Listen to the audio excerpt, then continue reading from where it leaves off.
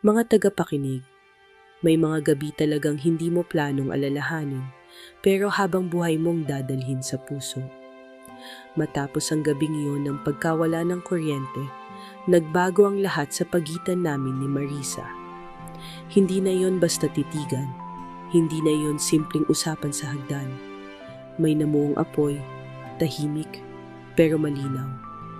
Ito na ang ikatlong parte ng ating kwento. Isang gabi ng linggo, ako'y nagbabayad ng renta. Tahimik ang buong bahay. Ang iba'y umalis.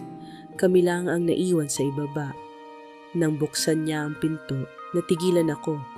Suot niya ang isang cream satin blouse na mas makintab sa ilalim ng ilaw. Mahinang bukas ang itaas na butones, hindi malaswa, ngunit sapat para iguhit ng malambot at malaman niyang hubog. Ang tilay tila sumusunod sa kanyang paghinga. Bawat pag-angat at pagbaba ay nakakaakit ng mata. Nakasuot siya ng fitted na dark skirt na mas lalong nagbigay diin sa natural na kurba ng kanyang balakang. Hindi iyon lantaran, pero hindi rin inosente. Late ka, sabi niya, pero hindi na yon tunog pagsita.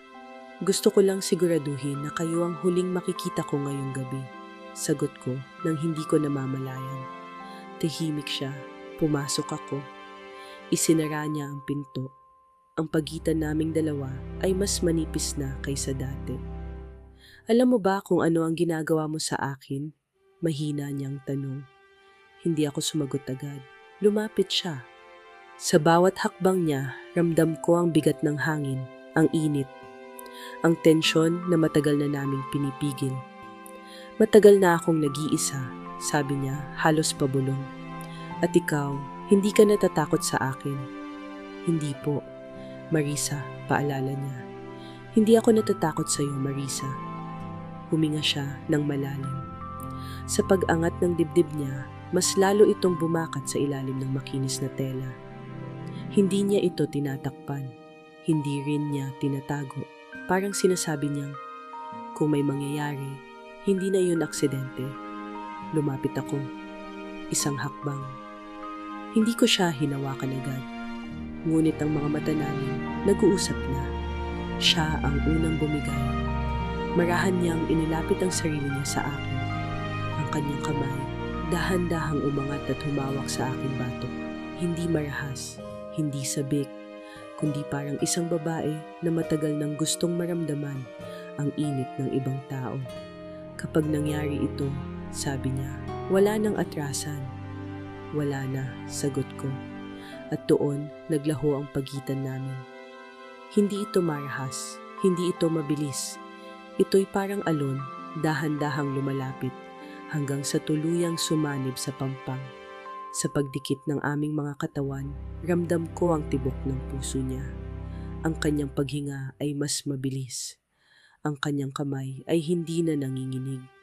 Ang mga labi namin ay nagtagpo, hindi dahil sa pagnanasa lamang, kundi dahil sa matagal ng pananabik na ngayon lang nabigyan ng pahintulot. Hinawakan ko ang kanyang bewang, marahan ngunit may katiyakan. Siya naman ay yumakap ng mas mahigpit sa bawat sandali, parang unti-unting natutunaw ang lahat ng pader na itinayo niya bilang landlady, bilang byuda, bilang babaeng kailangang maging matatag. Sa gabing iyon, hindi siya si Aling Marisa. Isa lang siyang babae. At ako, hindi na lang tenant. Sa katahimikan ng bahay, sa ilalim ng ilaw na tila mas lalong umiinit, pinili naming huwag nang pigilan ang sarili. At nang tuluyan kaming magyakap ng walang alinlangan, hindi na iyon basta pisikal na paglapit.